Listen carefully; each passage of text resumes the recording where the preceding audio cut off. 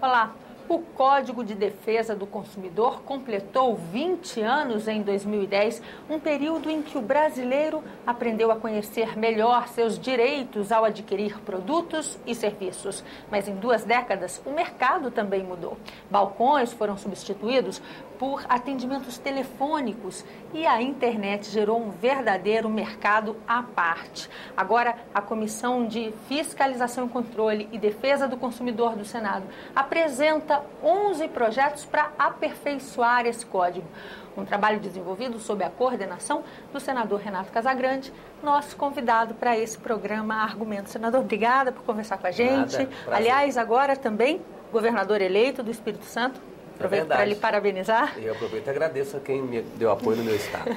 Como vai funcionar essa mudança num código que a própria sociedade reconhece como um dos mais avançados do mundo e dos que pegaram no Brasil? Na verdade, uma lei que pegou. Né? Uma lei que pegou, uma lei que tem produzido resultados. Como você disse aí na abertura, mudou o consumidor, que ele não era considerado consumidor. Ele era um comprador, ele era um cliente, mas ele não era um consumidor. O consumidor é uma figura jurídica que tem direitos e deveres. E mudou o fornecedor de produtos e serviços nesses últimos 20 anos. Né? Então, dia 11 de setembro passado, né, nós completamos 20 anos do Código de Defesa do Consumidor. E o que nós podíamos fazer? Comissão de Defesa do Consumidor. A comissão resolveu fazer um ciclo de debates, seminários. Trouxemos os especialistas da área, os estudiosos, os acadêmicos, as entidades de defesa do consumidor. Trouxemos para dentro da Comissão de Defesa do Consumidor e fizemos grandes debates com eles. Está certo? Assessorado aqui pela consultoria do Senado, pela biblioteca, fizemos um plano de comunicação. Elaboramos um documento, um relatório que foi publicado também, um relatório mostrando todo o histórico, que é fundamental que a gente reconheça aquilo que o Código produziu de resultado. Então, um histórico e essa turma, vamos dizer assim, essa equipe de entendidos nos sugeriu diversas propostas e nós escolhemos dessas propostas, da conclusão desse trabalho, 11 propostas que nós apresentamos no Senado. Então, vamos falar sobre elas. Entre as lacunas que essas mudanças no mercado geraram sobre o código que nós temos hoje, existe o mercado da internet, o mercado virtual. Dá para dizer que sempre se ouve um argumento, por exemplo, senador, de que a internet é um mercado difícil de fiscalizar, é difícil cobrar direitos quando se trata da rede mundial de computadores. Dá para dizer agora que essa mudança no código pode fechar um pouco dessas janelas? Bem, primeiro, assim, nós estamos fazendo proposta de alteração do Código de Defesa do Consumidor, avalizados por esse grupo de entidades e de estudiosos que estiveram aqui. Eu jamais iria fazer mudanças sem ter uma base de pessoas comprometidas com a área. Então, uma das mudanças é essa, é comércio eletrônico. Há 20 anos atrás, o comércio eletrônico era muito incipiente, podemos até dizer que era um comércio inexistente, né? O computador estava começando a entrar na vida das pessoas. E hoje o comércio eletrônico é real, presente e crescente, a cada dia e a cada ano. O código não teve a oportunidade naquele momento, não era um problema da população, o código não teve chance de prever o comércio eletrônico e estabelecer regras e proteção ao consumidor para quem vai lá no computador e faz o seu pedido. Então nós estamos nós estamos regulamentando o comércio eletrônico, colocando regras no sentido de, mais de responsabilizar, né, o fornecedor, né, caso ele não cumpra aquilo que está sendo divulgado no seu site, na internet. Da mesma forma que já acontece hoje com uma propaganda de televisão, na rádio, um anúncio no jornal, anunciou na internet. Tem que responder por isso. Então, estamos regulamentando o comércio eletrônico, né, dando os comandos no Código do Comércio Eletrônico para que as pessoas possam ter essa proteção. Senador, outro dos pontos, estava vendo aqui no projeto de lei, a publicidade de alimentos para crianças. Por que esse cuidado especial com essa área específica? Porque você tem que dar todas as informações né? É importante que o consumidor receba todas as informações. E hoje nós temos um conjunto de produtos que são maléficos à saúde. Saúde nossa, minha, que eu estou com um pouco mais de idade, e especialmente, né, a saúde das crianças que tomam sucos, comem alimentos com gorduras, com diversos produtos com corantes, né? E tudo isso precisa de uma informação mais clara, né? Então, nós estamos também estabelecendo penalidade caso isso não esteja bastante explícito na embalagem desses produtos. E temos outras propostas, se você posso falar de uma outra proposta que eu acho também importante, não sei se você vai me perguntar sobre ela, que é da multa civil. Pode falar. A multa civil, hoje, assim, um fornecedor, ele é responsabilizado por uma decisão judicial por ressarcir um prejuízo ou dar um outro produto em troca, mas não tem uma multa para quem tem reincidência, para quem comete um prejuízo de grande vulto. E nós estamos estabelecendo uma multa civil.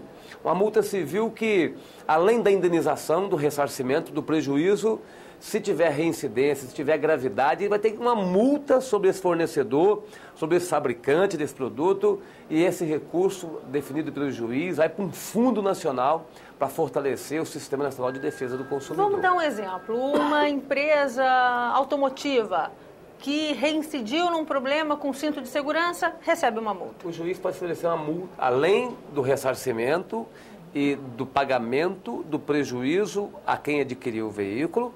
Se isso é uma reincidência, o juiz achar por bem, pode, além disso, que é o que prevê o Código hoje, e não prevê a multa, pode aplicar uma multa de 100 milhões, de 200 milhões, de 10 mil, de 1 mil, de acordo com o tamanho da gravidade. Atingidos por aquele problema. Tá certo?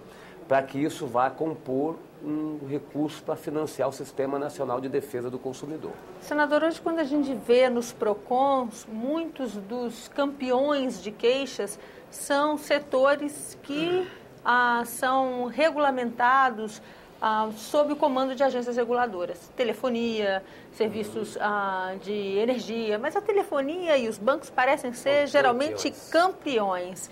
O projeto, pelo que se estudou dentro dessas audiências públicas, tem a ousada missão de dar mais instrumentos para as agências reguladoras, não é isso? Que instrumentos seriam esses? Especialmente para os órgãos de defesa do consumidor, os PROCONs especialmente.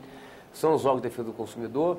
As decisões, né, tomadas pelos PROCONs terão efeito de execução extrajudicial. O que significa isso? É como se um juiz tivesse tomado a decisão e a pessoa que vai ser responsabilizada precisa de cumprir a decisão do PROCON. Se não cumprir, está descumprindo a decisão judicial. É como se estivesse cumprindo a decisão judicial. Se ela não cumprir, ela vai ter que recorrer a uma instância superior da justiça. Então vai ter eficácia de decisão extrajudicial as decisões do PROCON para poder agilizar, porque muitas vezes o PROCON toma uma decisão e o fornecedor não toma conhecimento, vai para a justiça, né? Desconsiderando a decisão. Os bancos alegam, olha, o nosso caso não é de PROCON, porque a gente tem uma regulação do Banco Central. As empresas de telefonia alegam, olha, quem nos regula são as agências reguladoras, a Anatel, não é Mas a justiça já estabeleceu norma dizendo que isso é defesa do consumidor. E agora os PROCONs, com essas alterações, ficarão mais fortes. Aprovados, tá certo? Como é que vai funcionar então? Assim, eu tenho uma outra mudança que eu também gostaria outra proposta, que é preferência nos órgãos superiores da justiça para as ações coletivas. Você sofreu um dano e junto com você mais de 1 milhão de pessoas sofreram esse dano dentro de uma concessionária, de um serviço público. Você entra na justiça, né? Você como pessoa física, mas tem uma entidade de defesa do consumidor que entra na justiça também. Na hora de representar os prejudicados perante a justiça, o Poder Judiciário não pode te chamar individualmente, tem que chamar a entidade que representa coletivamente, porque ela tem mais estrutura para fazer a defesa e a decisão tomada coletivamente vai também valer para você, vai ter eficácia para você. Então, prioridade sempre na representação de quem tem uma entidade por trás, que é um instrumento coletivo de representação, né, dos seus direitos. Última perguntinha breve para encerrar esse nosso programa. Como é que funciona a tramitação desses projetos apresentados pela comissão? Tudo normal, demos entrada, já foi para a mesa já está distribuindo para as comissões, está sendo tramitação normal. Eu espero que, por ser projetos da comissão, as comissões, né, deem agilidade. De qualquer forma, o senhor já vai estar lá, governador do Espírito Santo, quando essa matéria estiver sendo discutida por Câmara e Senado com mais profundidade, possivelmente, né, Se senador? Deus quiser. Vai acompanhar de lá. Vamos acompanhar de lá, com certeza. Muito obrigada por essa conversa. Obrigado. Nós conversamos nesse programa com o senador Renato Casagrande, que coordenou um grande estudo para apresentar, por meio da Comissão de Fiscalização e Controle e Defesa do Consumidor do Senado, 11 projetos para alterar o Código de Defesa do Consumidor, código que completou 20 anos em 2010. A você que nos acompanha, mais uma vez, obrigada por estar com a gente. Eu sou Ângela Brandão e este é o programa Argumento, para a TV Senado, para a Rádio Senado e para as emissoras conveniadas. Para falar com a gente, anote o endereço pela internet, www.senado.gov.br/TV. Tchau, até a próxima.